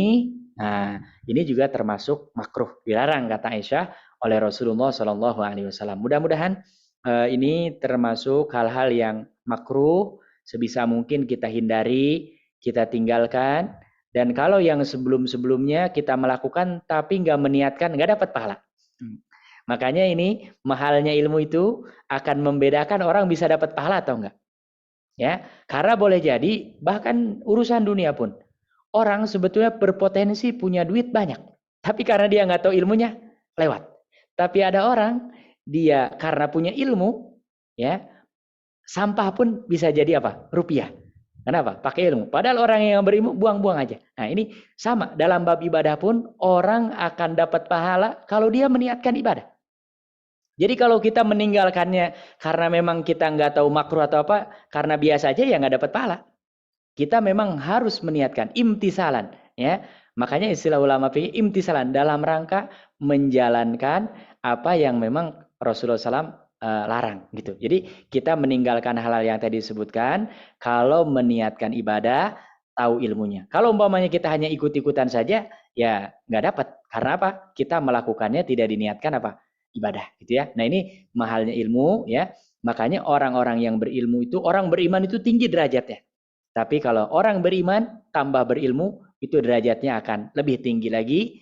Allah sebutkan di surah Al-Hujurat, yarfa'illahu alladhina amanu minkum walladhina utul ilma darajat. Allah meninggikan derajat orang-orang beriman di antara kalian dan orang-orang yang berilmu itu lebih tinggi lagi derajatnya. Alhamdulillah kita termasuk orang yang beriman dan termasuk sampai hari ini masih hadir di majelis ilmu, mendengarkan penjelasan para ulama, para ustadz, para asatidzah, para habaib, dari siapapun, bahkan dari siapapun, selama itu kebaikan, selama itu kebenaran, kita menyimak, menerima, membandingkan, meresapi, dan berusaha untuk mengamalkan, bahkan kalau bisa kita menyebarkan dan mendakwahkannya kepada orang lain, insya Allah dengan itu akan mendapatkan pahala dari Allah. Ini saja mungkin Pak Nuki yang bisa saya sampaikan, dan juga Bapak Ibu semua para pecinta Al-Quran, pejuang Al-Quran, mudah-mudahan semua tadi sehat ya, dan yang paling penting istiqomah. Bisa, nggak bisa, sulit, susah, nah itu sunnatullah. Yang penting istiqomah, terus belajar sampai kapanpun, sampai nafas terakhir. Dan kita iri sekali dengan beberapa peserta di BMI ini, ada yang sudah mendahului kita dan istiqomah, selalu hadir, berusaha menyempatkan, dan mudah-mudahan itu kalau dalam kondisi kita berhusnuzon seperti itu luar biasa husnul khatimah insyaallah ya. Ini saja, wallahu taala alam, dikembalikan kepada MC dan moderator. Jika ada pertanyaan nanti mudah-mudahan bisa menjawab, kalau belum bisa jawab nanti mudah-mudahan bisa disusulkan lewat voice note ya, ataupun nanti ketika kami sudah mendapatkan jawaban, bertanya kepada yang lebih alim, merujuk kepada kitab-kitab para ulama, dan yang paling penting mudah-mudahan kita semua istiqomah, senantiasa mendapatkan hidayah Allah subhanahu wa ta'ala. Barakallahu fikum. Nah. Terima kasih sekali Pak Ustadz atas pemaparannya. Acara kemudian dilanjutkan pertanyaan dari peserta. Mungkin yang pertama, ini ada pertanyaan dari Mas NAC Purwanto. Masya Allah. Assalamualaikum Pak Ustadz, mohon tanya, kadang saya nggak bisa nahan bersin berkali-kali, apa hukum tersebut jika di dalam sholat? Ya, Masya Allah. Kalau bersin, ya, ini memang termasuk sesuatu hal yang memang kita tidak akan bisa memprogram. Ya kan? Itu adalah kenikmatan dari Allah Subhanahu wa Ta'ala, ya. Dan saya pernah membaca sebuah artikel bahwa bersin itu sebetulnya kekuatan tenaganya luar biasa. Makanya kita disunnahkan membaca apa? Alhamdulillah. Ya kan? Kemudian yang mendengar baca apa? Yarhamukallah. Yarhamukallah. Kemudian kita jawab lagi apa? Yahdikumullah. Ya. Ternyata itu Masya Allah, bersin itu adalah kenikmatan yang luar biasa dari Allah Subhanahu wa Ta'ala. Nah, ketika kita sedang sholat, kemudian bersin, ya, tidak ada masalah. Ya, insya Allah tidak ada masalah. Tapi kalau memang umpamanya karena kita sakit dan bisa kita antisipasi sebelumnya, seperti apa inhaler ya, apa namanya itu, bisa mengurangi, itu lebih baik. Ya, tapi kalau memang tidak kita buat-buat, kita sedang kondisi sakit dan seringkali bersin gitu ya, itu tidak ada masalah. Walaupun pas ketika COVID kan orang awal-awal itu bersin itu, waduh, orang semua melirik gitu ke kita. Nah, ini disangkanya kita ada apa pas awal-awal COVID puncak-puncaknya itu orang ada bersin aja pasti semua pada itu sebetulnya kenikmatan gitu ya. Dan ketika nanti sedang sholat memang kita tidak usah membacanya dengan alhamdulillah gitu ya, kemudian yang lain mendoakan karena ini kondisi khusus ya. Tapi kalau di luar sholat tadi sebisa mungkin ketika bersin kita ucapkan alhamdulillah, kemudian orang yang mendengarnya dianjurkan membaca doa yarhamukumullah, kemudian kalau ingin lagi disempurnakan yang bersinnya mendoakan lagi yahdikumullah wa yuslihu balakum. Jadi insyaallah maafi muskilah kalau atas ya bersin. Nah, wallahu taala. Saya kirim ke Ustadz Syam ini ya untuk yang gambar yang terakhir karena supaya nanti lebih jelas nih. Bismillahirrahmanirrahim. Nah, silakan kalau ada yang pertanyaan atau ada mungkin dari yang lain. Alhamdulillah. Ini sudah saya kirim. Biar nanti yang kondisi terakhir itu yang duduk seperti setan dan anjing ya. Nah, ini sebisa mungkin kita hindari. Bentuknya seperti itu. Monggo Mas Yudi kalau akan mengajukan pertanyaan. Ada dari chat, Pak. Assalamualaikum. Ustaz. Waalaikumsalam warahmatullahi wabarakatuh. Ahlan wa sahlan. Ahlan wa sahlan. Naam. Ada beberapa pertanyaan sebenarnya Ustaz. Masya Allah. Terkait nomor 7 tadi Ustaz, yang hiasan bisa mengganggu ya. Ini kadang-kadang kita jumpai ini Ustaz, sajadah itu kan bergambar terutama Ustaz ya, secara khusus itu Ka'bah. Itu hukumnya begini Ustaz. Saya pernah baca termasuk makruh karena simbol Islam suatu ketika diinjak dan sebagainya. Apakah ini makruhnya karena gambar Ka'bahnya atau terkait yang nomor 7 tadi Ustaz, mengganggu pandangan kita? Atau itu. Kemudian yang kedua, yang duduk tadi ya, yang duduk aspain tadi Ustaz ya. Itu apakah hanya berlaku untuk ketika sholat atau ketika hal yang lain? Misalnya kita dengan kajian, kita melihat orang seperti itu, apa kita perlu ingatkan atau enggak apa-apa? Posisi duduknya ya? Ya, punya duduknya. Masya Allah. Tiga, satu lagi Ustaz. Ketika kita masbuk Ustaz, kita masbuk, kita pada qadarullah kita terlambat masuk ke rakaat terakhir sebelum salam. Nah, apakah kita ikut langsung masuk barisan, kita ikut imam, atau ketika kita sendiri atau kebetulan ada 2-3 orang, kita mendirikan jamaah baru lagi setelah salam Ustaz? Ya. Masya Allah. Waalaikumsalam warahmatullahi wabarakatuh. Nah, yang pertama terkait dengan sejadah ya. Ini ada gambar umumnya memang Ka'bah dengan masjid ya. Nah, itu memang sebagian para ulama termasuk sebetulnya menghias masjid pun kalau kita baca kitab-kitab fikih itu termasuk bagian daripada yang makruh. Dan itu sebetulnya sudah diingatkan oleh Rasulullah SAW ya. Dan kalau sudah diingatkan oleh Rasulullah kan tidak mungkin dusta. Bahwa nanti mendekati hari kiamat itu masjid-masjid itu akan apa? Dihias. Ya zukhrufah. Bahkan berlebihan. Ya, berlebihan. Kalau yang paling umum kan hanya kaligrafi. Tapi mungkin di beberapa masjid ada yang Masya Allah megahnya itu luar biasa. Jadi setiap ininya itu ukirannya itu wah luar biasa itu. Ya. Nah ini, memang kalau yang ada kaitannya dengan hukum, yang kaitannya dengan sholat, selama tidak mengganggu kekhusyuan sholat, itu bisa jadi la ba'sa, tidak ada masalah. Ya, contohnya kayak misalkan, setahu saya dan saya merasakan sendiri, pokoknya kalau di depan kita ada orang sholat pakai batik, kita merasa terganggu apa enggak? Nah, umumnya nampaknya orang Indonesia biasa aja gitu. Tapi tadi saudara-saudara kita yang di Pakistan, bahkan mungkin di beberapa negara lain gitu ya, yang memang umumnya bajunya rata-rata mereka satu warna polos gitu, ya sangat terganggu gitu. Ya, jadi kalau ditanya secara hukum ya, dan hampir semua negara, saya kira kalau sejadah yang sendiri-sendiri itu rata-rata memang ada gambar Ka'bahnya atau masjid ya. Tapi alhamdulillah kalau kita perhatikan sekarang di masjid-masjid ini sudah ada terobosan baru sejadahnya. Pertama tidak ada sekatnya. Karena kalau sejadah yang lama kan setiap ini satu disekat. Sehingga itu juga kadang-kadang mengganggu orang jadi nggak mau merapatkan saf.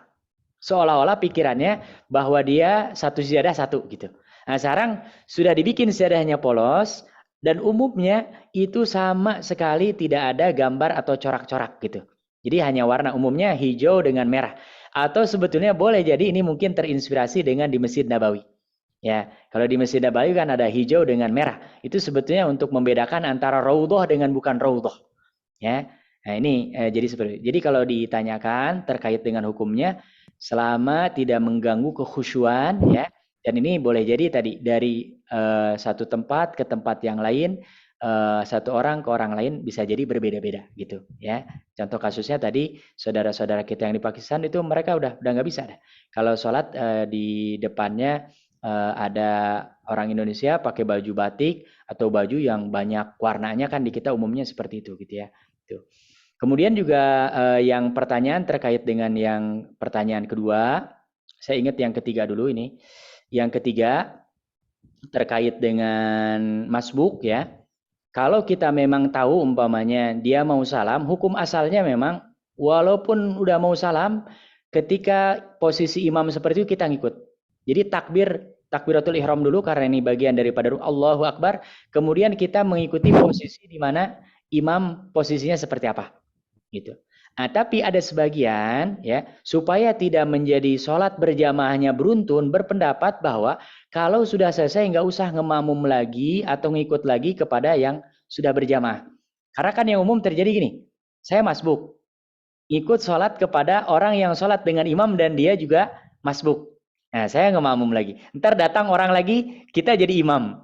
Ntar yang ngemamum ke kita, dia jadi imam lagi. Nah ini sebagian ada yang menganggapnya bermasalah gitu. Makanya sebagian berpendapat bahwa yang paling baik adalah dia sholat masbuk dengan imam selesaikan, kemudian yang datang berjamaah apalagi ada beberapa orang apalagi berbarengan, dia sholat berjamaah terpisah gitu, bikin jamaah baru gitu. Nah, walaupun memang jadi problemnya khususnya kalau diperhatikan di rest area itu ada sholat berjamaah satu masjid bisa sampai berapa berjamaah. Nah, ini juga problem sebetulnya ya.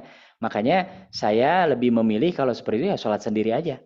Ya, karena apa? Nanti secara estetika aja yang sini Allahu Akbar, yang sini Allahu Akbar. Ini jadi ada berapa gitu ya. Nah, makanya sebisa mungkin kalaupun kita sholat berjamaah dengan rombongan kita, dengan ini kita ya. Dan kalaupun crowded seperti itu, kalau saya lebih memilih ya sholat aja sendiri. Atau sholat saja di tempat terpisah dengan rombongan kita ya, karena memang idealnya sebetulnya dalam satu waktu satu sholat tidak boleh ada dua berjamaah ya, tidak boleh ada dua berjamaah, harus satu. Jadi yang ikut ke yang lama atau nunggu dulu selesai baru sholat berjamaah lagi sendiri gitu ya. Jadi jangan sampai beruntun itu yang dulu sempat kita bahas di Ma'had Ulum di Lipia ya.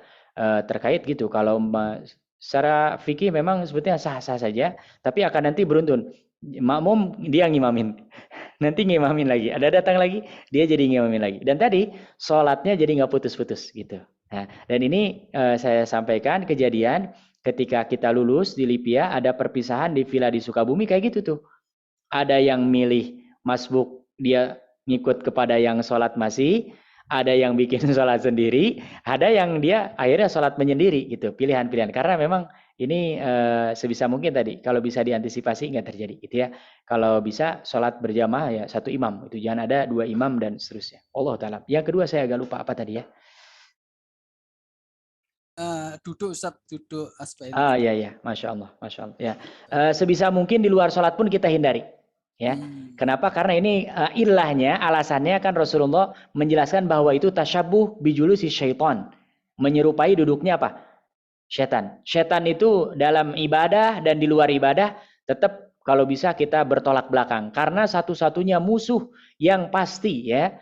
Kalau orang kafir hari ini musuh suatu saat boleh jadi teman kita, karena boleh jadi dia dapat hidayah. Tapi kalau syaitan sudah ketok palu itu, ya mereka makanya bahasa Al-Qur'annya apa? Aduun mubin, musuh yang nyata gitu ya. Jadi secara prinsip kalau bisa ada umpamanya mendengarkan kajian ataupun termasuk duduk biasa ya, sebisa mungkin jangan ya. Walaupun kalau secara umum sih gambarannya saya tidak bisa membayangkan, dan nampaknya apalagi kalau yang badannya cukup berat ya, itu nampaknya sakit gitu. Karena nggak nahan.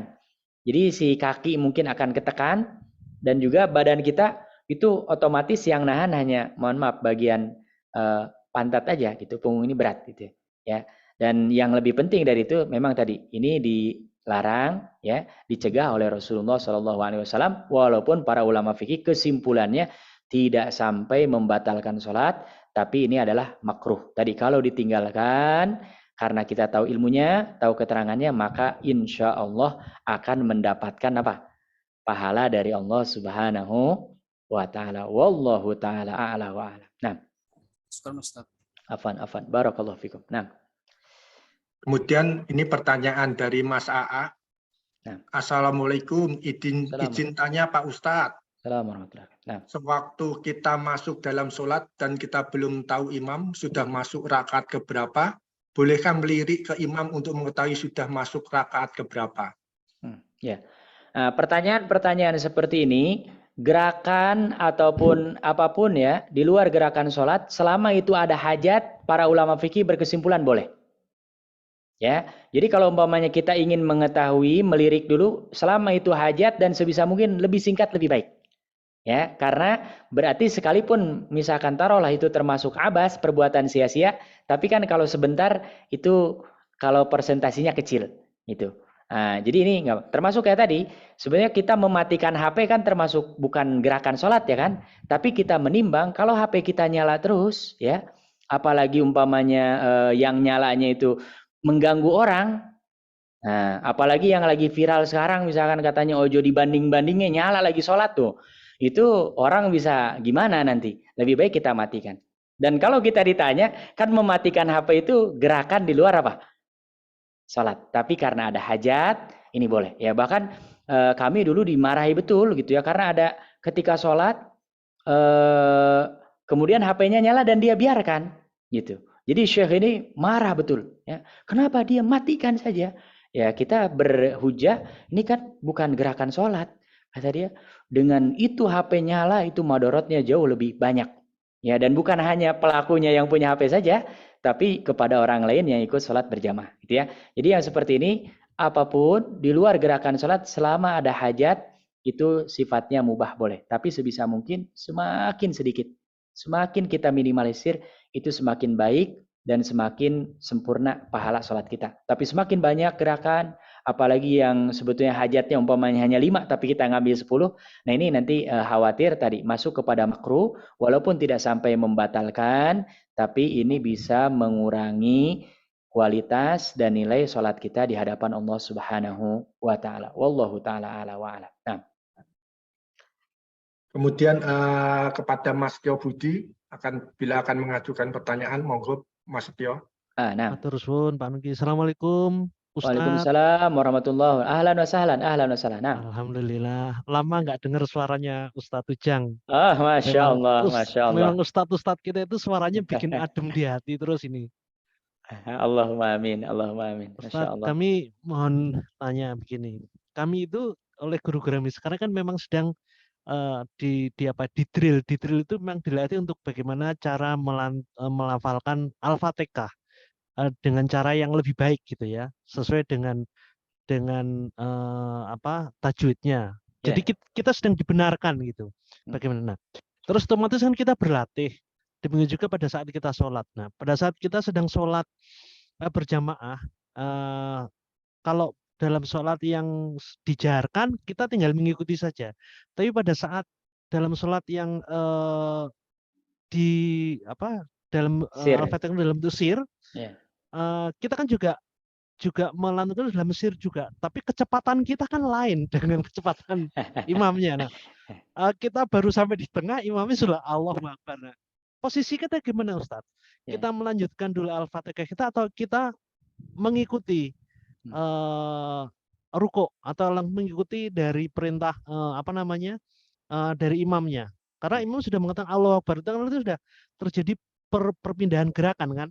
Nah, bagaimana sikap kita? Ya, Masya Allah. Ini yang pertama, kalau dia termasuk rukun harus dikejar memang. Ya, nah, makanya saya selalu menganjurkan dimanapun kalau bisa imam itu imam tetap. Salah satunya ini. Nanti kalau imamnya tetap, kita bisa tahu standarnya. Gitu. Sehingga apa? Kita bisa menyesuaikan. Tapi kalau imamnya ganti-ganti, apalagi main tunjuk gitu ya. Nah, biasanya yang kasihan yang pakai baju koko, pakai sarung, pakai peci, udah suruh maju tuh. Ya kan? Nah, ini pasti kan kita nggak tahu standar ya, karena setiap orang itu kadang-kadang ada yang bacanya itu lambat banget. Ada juga yang cepat-cepat banget gitu ya. Selama memang dia bacanya sesuai dengan kaidah tajwidnya, tidak ada masalah. Gitu ya. Nah, tapi kalau kita tahu seperti yang tadi disampaikan pertanyaan ini ya, kalau bisa diantisipasi dengan kita tahu imamnya bahwa dia sering bacanya agak cepat, kita bisa menyesuaikan, gitu ya, menyesuaikan dalam artian tidak terlalu buru-buru. Dan kalau memang secara umum kita tanya kepada yang lain, memang ini imam nih kelasnya kelas super kilat gitu, nah kita bisa tegurnya lewat siapa? DKM. Saya di beberapa masjid ada yang Masya Allah, itu kalau Allahu Akbar, Allahu Akbar. Dan tadi baca Fatihah itu nggak dapat kita. Ya, akhirnya apa? Saya beristihad, berpikiran sendiri karena memang ada ancaman ya. Kalau sholat fardu itu nggak boleh kita membatalkan.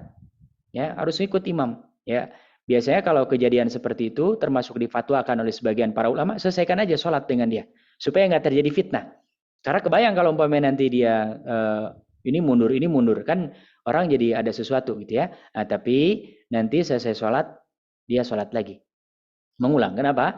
Karena kalau seperti tadi yang kelewat atau tidak terbaca bacaannya surah Al-Fatihah, dan Al-Fatihah ini disepakati oleh para ulama ruknun min arkanis shalah, salah satu di antara rukun-rukun apa? Salat gitu ya. Jadi nanti kalau umpamanya imamnya tetap, kita apalagi di masjid di mana kita tinggal ya, kita bisa memperkirakan, oh ini biasanya kita umpamanya nggak kekejar, sehingga kalau masih wajar ya kita bisa agak cepatkan sedikit dan tidak mengurangi tadi kualitas bacaannya. Tapi kalau kayak tadi ada yang super kilat gitu ya, kalau ngirim paket yang lain 3 hari, dia setengah hari bisa nyampe. Nah ini harus kita luruskan berarti imamnya. Itu luruskannya lewat mana? Kalau kita kenal dengannya, mohon maaf gitu ya. Kan pasti dia secara serata orang lebih yakin dengan dia. Tapi kita ingatkan, kita sampaikan sepanjang yang saya tahu, atau dengan DKM-nya supaya nanti diingatkan gitu. Jadi itu alternatifnya memang. Jadi kalau rukun memang kalau nggak ada ya sholatnya dianggap nggak sah. Jadi kalau tadi Al-Fatihah umpamanya kita nggak ngejar, kemudian tiba-tiba ikut ruku, belum selesai baca Al-Fatihah ya nggak dianggap sholat gitu. Karena ada rukunnya yang hilang, berarti otomatis harus apa?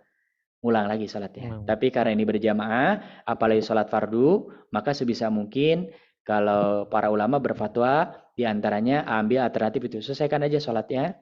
Dan kalau memang berulang harus diperbaiki imamnya, dan kita sampaikan kepada yang punya otoritas, dan kita nanti harus mengulang lagi sholatnya karena memang rukunnya tidak ada. Kalau rukun tidak ada dalam fikih, maka dianggap sesuatu itu sholat, zakat, puasa, dianggap tidak ada. Wallahu ta'ala.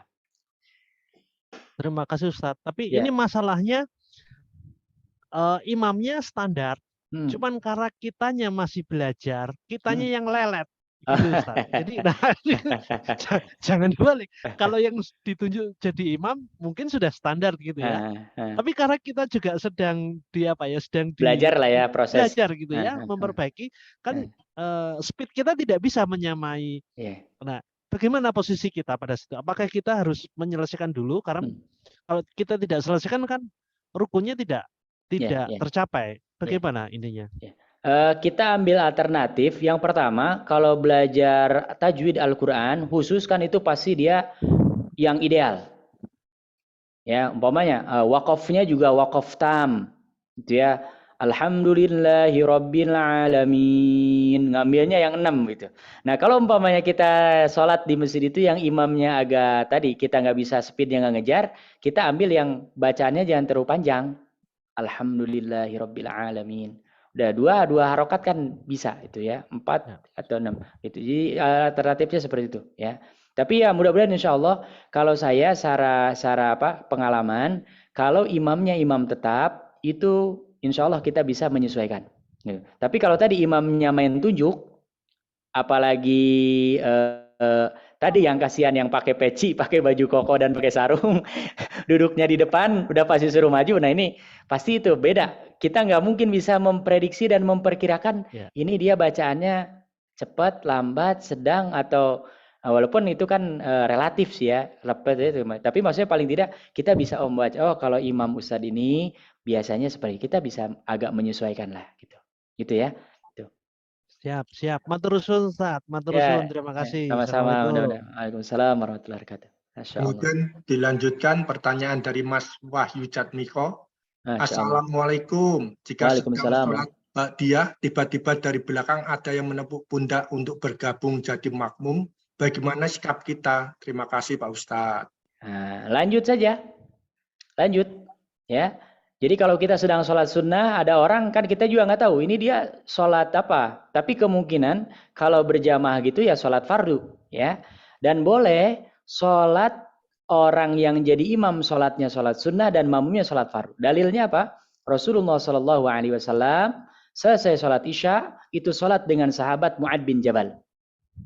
Nah, kemudian selesai sholat Mu'ad bin Jabal ini diutus Rasulullah ke kampung lain suruh ngimamin. Karena pada saat itu banyak orang yang baru masuk Islam bacaannya belum sampai gitu. Bahkan mungkin tadi bacaan sholatnya hanya kalimat thayyibah. Ya, tapi karena sekalian memperdengarkan baca Al-Quran sekaligus jadi imam, jadi dia sholatnya 2 kali. Nah kata para ulama, sholat pertama dengan Rasulullah itu sholat fardu. Sholat kedua dia di kampung lain ditugaskan oleh Rasulullah itu sholat sunnah. Dan sholat fardu tidak boleh dilakukan 2 kali.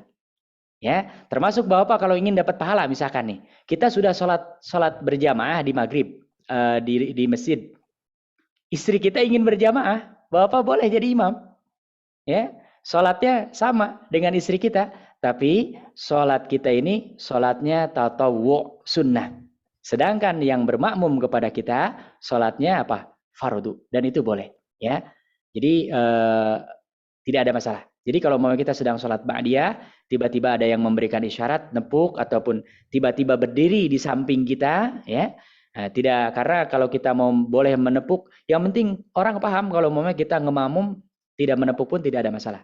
Kita nggak perlu, kan kalau ada sebagian orang yang angkat tangan gitu, sorry gitu, nggak nerima makmum, nggak usah. Ya, nggak ada. Jadi udah kita sholat, sempurnakan sesuai dengan niat sholat kita. Nanti dia juga menyempurnakan sesuai dengan niat sholat dia. Dan tadi boleh orang bermakmum kepada seorang imam yang dia sholatnya sholat sunnah. Gitu. Dan insya Allah dengan itu dapat keutamaan sholat berjamaah. Karena dalam pandangan para ulama fikih, 2 orang pun itu sudah berjamaah. Apalagi 3, 4, dan semakin banyak, maka semakin besar pahala berjamaahnya. Wallahu ta'ala ala wa alam. Nah. Kemudian ada satu pertanyaan lagi Pak Ustadz. Monggo Mas Hari Iskandar. Masya Allah. Nah, tafadhal. Insyaallah. Pak Nuki, Assalamualaikum warahmatullahi wabarakatuh Pak Ustadz. Waalaikumsalam warahmatullahi wabarakatuh. Ada 2 pertanyaan Pak Ustadz. Nah. Kalau kita lihat di YouTube itu Imam Masjidil Haram termasuk Sudais ya, kalau mengimami sholat dia untuk membaca ayat-ayat yang sampai dia menangis gitu ya Ustadz ya. Nah, jadi mohon bagaimana itu hukumnya? Sementara itu kan mungkin juga bisa mengganggu kekhusyuan mungkin bagi jemaah ya. Nah, yang kedua adalah pertanyaan di luar konteks sholat ini Ustadz. Yeah. Di dalam Al-Quran itu disebutkan nama-nama nabi ya. Nabi Musa disebutkan 169 kalau nggak salah, atau 159. Kemudian Nabi Ibrahim sekitar 69 kali disebutkan. Nabi Yusuf ya. Nabi Yusuf itu 58 kali. Yang saya jadi pertanyaan adalah di surat Al-Baqarah nama Nabi Ibrahim itu tertulis di sana tanpa huruf ya. Sementara di surat-surat lain di luar setelah surat Al-Baqarah itu Nabi Ibrahim disebutkan pakai huruf ya. Ya, mohon penjelasannya Ustaz. Ya, Jazakallahu khairan. Ya. Baik, terkait dengan pertanyaan yang pertama ya, menangis di dalam sholat. Memang kalau yang namanya orang ya memang ada bawaannya masing-masing ya. Kalau kita memang umpamanya bawaannya begitu ada sesuatu hal yang menakutkan atau sedih sering menangis, itu termasuk sebetulnya yang dikeluhkan oleh Aisyah ketika Rasulullah SAW memberikan isyarat kepada Abu Bakar supaya jadi imam. Kata Aisyah, Rasulullah jangan Abu Bakar, karena saya tahu bapak saya ini, Abu Bakar ini kalau baca ayat tuh nangis, dan mungkin karena bacaannya tadabur lama bacanya, gitu. Ya, tapi Rasulullah mempersilahkan. Dalam artian memang kalau tidak dibuat-buat, ya, kemudian ketika kita membaca apalagi mentadaburi, sebagian ulama membolehkan. Yang tidak boleh itu umpamanya kita menyengaja atau memprogramkan atau membuat suasana sengaja gitu ya, kita menangis gitu. Nah itu sebisa mungkin memang dihindari. Bahkan sebagian ulama ketika ditanya fatwanya, kalau ada yang menyengaja itu termasuk perbuatan makruh. Karena apa? Nanti ketika dia menangis kan dia meneteskan apa? Air mata, ya. Dan itu kan berarti ada sesuatu yang keluar ya dari mata ini. Nah, ini sebagian ulama memberikan fatwa bahwa itu termasuk makruh. Walaupun memang kalau baca riwayat-riwayat Rasulullah, memang ketika membaca Al-Quran baik itu di dalam sholat atau di luar sholat, kalau bertemu dengan ayat-ayat azab ya tentang neraka, siksaan, falyata'awaz, kita memang sebisa mungkin meminta perlindungan kepada Allah. Gitu. Nah, tapi kalau umpamanya bertemu dengan ayat-ayat kenikmatan, surga, berita-berita yang menggembirakan gitu ya, kita sebisa mungkin soal yang meminta permohonan kepada Allah, mudah-mudahan kita dimasukkan ke dalamnya, gitu ya. Makanya sebagian ayat-ayat itu ada yang disunahkan kita baca, umpamanya walaupun riwayatnya lemah gitu ya. Alaihissallahu bi ahkamil hakimin, bala. Ya, kita menjawab ya, tidak, memang siapa yang hukumnya lebih adil daripada Allah gitu ya. Bala. Wa nahnu ala dzalika minasyahidin. Walaupun riwayatnya memang lemah sekali itu ya. Gitu. Ini jadi banyak memang orang yang bawaannya kalau baca ayat-ayat yang sedih itu menangis gitu ya. Itu selama tidak buat-buat dan memang dia ditugaskan menjadi imam maka tidak ada masalah gitu ya. Nah, ini bisa mungkin jangan dibuat-buat atau kita cari-cari dan sebagainya, apalagi untuk viral ya, nauzubillah. Itu sebisa mungkin jangan ya. Dan memang kalau lihat Syekh Sudes ini Masya Allah bacaannya itu apalagi ayat-ayat tertentu, beliau kalau baca ayat-ayat tentang azab memang suaranya beda. Ya, mungkin Bapak kalau yang sering ya, karena di kita yang paling banyak diputar di masjid-masjid dan sebagainya memang Syekh Sudes ya. Karena memang beliau termasuk bacaannya lantang, kemudian juga intonasinya cepat tapi tepat dan menyentuh gitu bacaannya gitu. Ya. Dan itu Masya Allah berkah beliau, dan sekarang beliau adalah bukan hanya imam di Masjidil Haram, tapi beliau yang mengangkat para imam di Masjidil Haram, gitu ya. Itu. Nah, terkait dengan para nabi dan para rasul, ini memang yang paling banyak nabi disebutkan adalah Nabi Musa urutannya, kemudian Nabi Ibrahim ya tadi betul.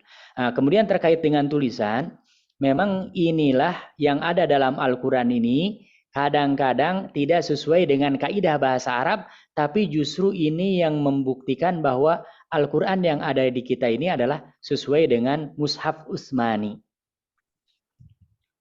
Ya, jadi murni itulah yang diterima oleh para sahabat ketika menghimpun di masa Utsman bin Affan, walaupun pendahuluannya di masa Abu Bakar, Umar ya, tapi kan puncaknya selesai di masa siapa? Utsman. Makanya disebutnya Mushaf. Ini juga termasuk, kami pernah debat ya dengan salah seorang dosen bahasa Arab, orang Indonesia ya, doktor. Beliau, kita kalau nulis huruf fi di ya, nggak ada titik duanya itu langsung disilang gede. Kemudian kita bilang ya dokter, qara'na fil Quran wa fi bidun nuqtatain. Kita selalu mendapati dalam Al-Quran fi itu nggak ada dua titiknya. Kita kan istilahnya sebenarnya memang salah gitu, salah kaidah bahasa Arab biasa salah. Kalau fi ya harus ada titiknya di bawah gitu. Tapi ya kita berhujah dengan itu. Apa jawaban beliau? Mushaful Quran, ya, mushaf tulisan Al-Quran, laisa ka ghairiha minal kitabatil arabiyyah. Tidak sama seluruhnya dengan tulisan bahasa Arab, gitu.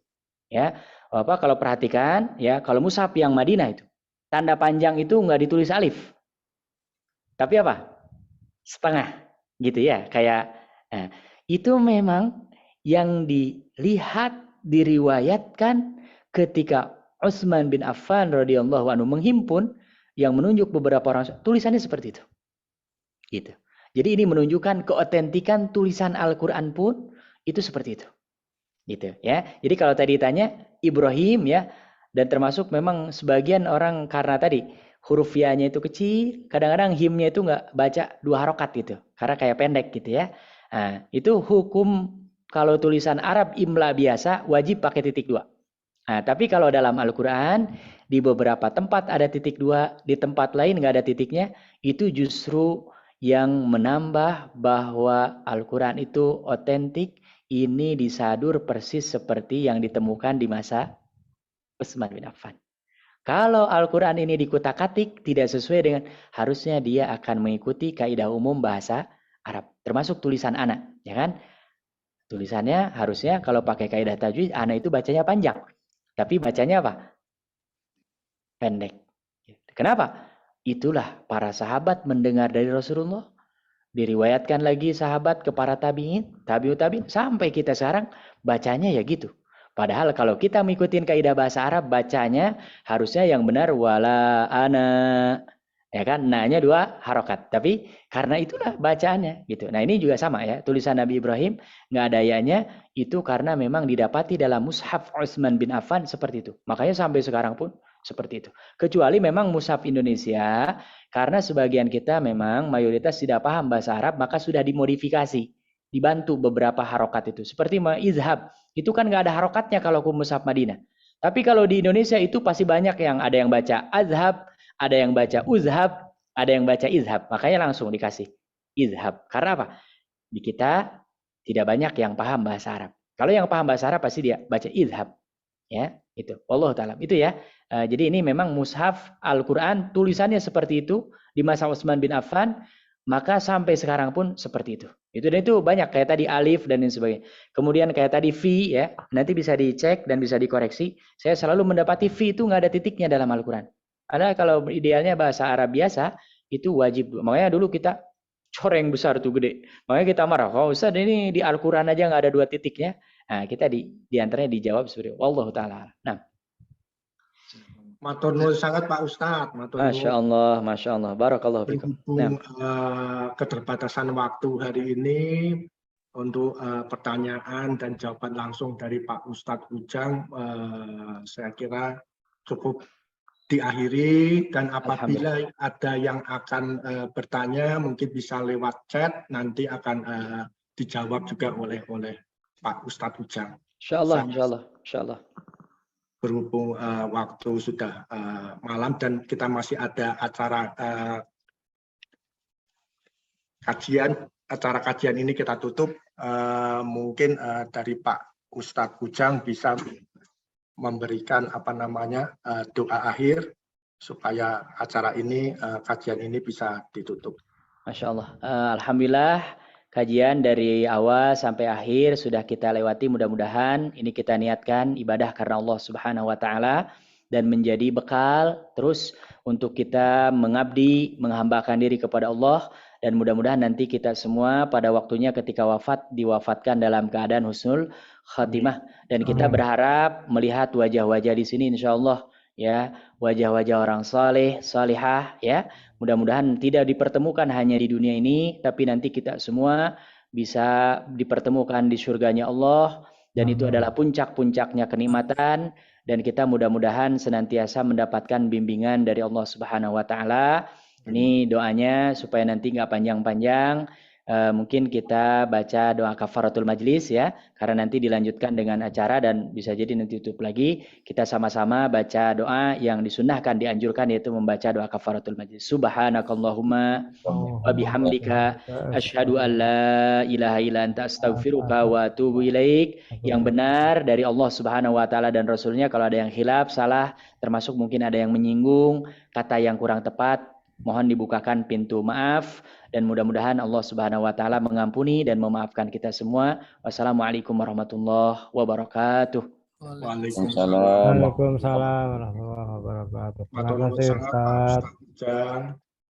Teman-teman.